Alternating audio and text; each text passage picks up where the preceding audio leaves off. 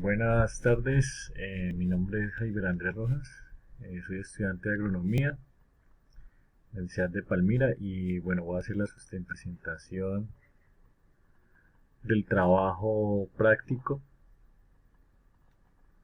¿sí? Del componente práctico virtual para la materia de manejo integrado, manejo de arbences, perdón. El grupo es el número 4. Bueno, este componente práctico virtual pues está, se realizó con la evaluación de un artículo científico, sí, que era el primer paso en el cual escogíamos el artículo. Eso también pues con la tutora de práctico, cuando tuvimos el Sky, ella nos indicó dónde iban a estar los artículos. Ese mismo día se repartieron los artículos entre los alumnos. Y bueno, pues a mí me tocó un artículo que tiene que ver con la parte del manejo de arbences en el cultivo de maíz, ¿sí? Ahora aquí les doy la referencia exacta del artículo. Entonces, bueno, generalmente pues con este manejo integrado de arbences pues es importante conocer eh, pues otra óptica y otro enfoque con respecto a estas plantas. Generalmente, anteriormente muchas de estas plantas estaban catalogadas como, pues estaban primero calificadas como maladierbas, malezas, ¿sí? Y esto ha ido cambiando con el pasar del tiempo y también con el estudio de cada una de estas plantas desde la parte científica y pues ha ido tomando el nombre de arbences, ¿sí? Es importante sobre todo el manejo de arbences en la parte agronómica por la productividad, en la parte de cultivos, porque pues en la mayoría de casos estas plantas pues compiten por nutrientes, por el agua, por luz, por espacio, y esto hace pues que tengan un impacto en algunos casos negativo sobre la producción final del cultivo. Entonces es por eso que pues es importante conocerlo, sobre todo nosotros que estamos pues, estudiando agronomía, cuáles sus principios, mirar qué estudios se han realizado y qué tipos de manejos hay en la actualidad y cuáles son los que anteriormente se le daba a esta parte a estas plantas. Sí, bueno, eso es como la manera introductoria. El objetivo pues es conocer qué son los arbences, su importancia y el impacto que pueden tener esto sobre la productividad en el cultivo del maíz. Este es el objetivo general. Lo específico es evaluar y analizar el artículo científico, identificando las especies de arbences que mayor interferencia puedan causar el cultivo del maíz y revisar literatura para conocer las posibles alternativas del manejo. Bueno, el artículo como les decía, es del 2011, lo realizó Gámez, Hernández, Díaz y Vargas. Se llama Caracterización de la flora arbense asociada al cultivo del maíz, bajo riego para producción de jojotos. Agronomía tropical, listo. En la actividad 2 tenemos que hacer la revisión de las características biológicas y ecológicas, ¿sí? Entonces tenemos que identificar en el artículo qué especies de arbences y su parte biológica y ecológica. Entonces aquí en esta primera tabla identifiqué las que tenían mayor índice de dominancia y la frecuencia de aparición, ¿sí? Entonces tenemos tres, tres plantas, dos de la clase Lilopsida monocotiledonia y una de la eh, clase Magnoliopsida de la clase Dicotyledonea, ¿sí? La primera es de la familia de Poaceae y de las Ciparáceas y la otra es de la Eupa, eu, eu, Eupareuaceae. Bueno, perdón ahí por la pronunciación, pero no, es un poco complicado. Bueno, aquí tenemos la columna de la especie, ¿sí? Que es Dillataria sanguinalis, la otra es la Cyperus rotundus y finalmente la Chamaecy hypericiphylla. Los nombres vulgares, la primera es la falsa pata de gallina, la otra se denomina como Johnson Corosillo y la última es Lecherito. Este ciclo de vida de estos son anuales y perennes. La biología es teorofito. Bueno, aquí no sé está, porque yo creo que aquí fue que no pude encontrar algo de la biología de esta planta, ¿sí? La parte de la ecología es dónde se dan estas plantas. Generalmente estas plantas se dan en terrenos removidos, bordes de caminos, cultivos, en suelos con cierta humedad. Generalmente tienen que las arbences se dan en zonas de mucha humedad o de suelos encharcados.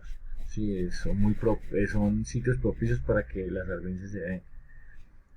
Los índices de dominancia están entre el 41% para las dos primeras y pues esta tiene un índice de dominancia pues menor, pero fue relevante con respecto a las otras que se encontraron. Sí, y la frecuencia de aparición están entre el 90 y el 100 para las dos primeras y la última del 45.45. Bueno, en la revisión, aquí lo relevante, lo que decíamos, es que una vez realizada la identificación de los arbences, se determinó que las especies con mayor índice de dominancia son estas, como lo mostramos en la tabla anterior, ¿sí? De acuerdo con Domínguez 2009 y Rodríguez 2000, el periodo crítico está considerado específicamente entre la tercera y quinta semana, o sea, entre los 20 y 40 días después de germinado el maíz, ¿sí? Aquí es donde se encuentran y según la literatura, son los días donde hay un periodo crítico de competencia con el cultivo y las arbences. Sí, de acuerdo a la gráfica 1, los más altos rendimientos se observaron en el tratamiento sin arbences y los más bajos en el tratamiento con arbences. Todo el ciclo del cultivo con rendimientos entre 12 y 7 toneladas por hectárea respectivamente.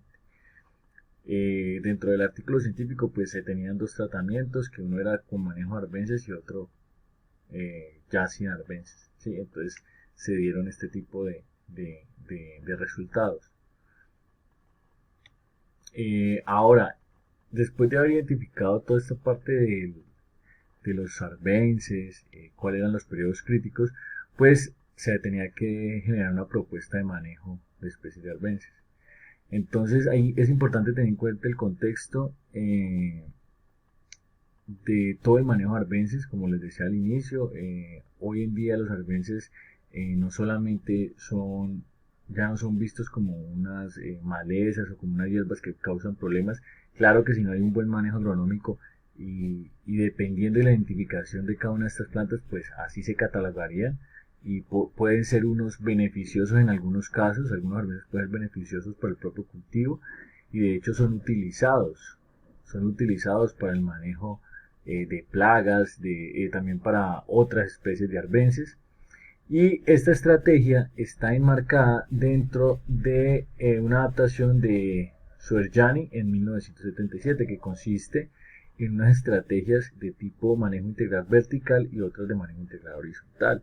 Las estrategias de manejo integral vertical tienen que ver con todo lo que es estudio, la biología y la ecología del arbense, y así mirar las medidas preventivas, que son como métodos físicos, químicos, biológicos u otros métodos. ¿Sí? Esto tiene que ir relacionado con el arbense, con la relación entre otras plantas, con los insectos, con las enfermedades, con plagas, con mamíferos y otros aspectos.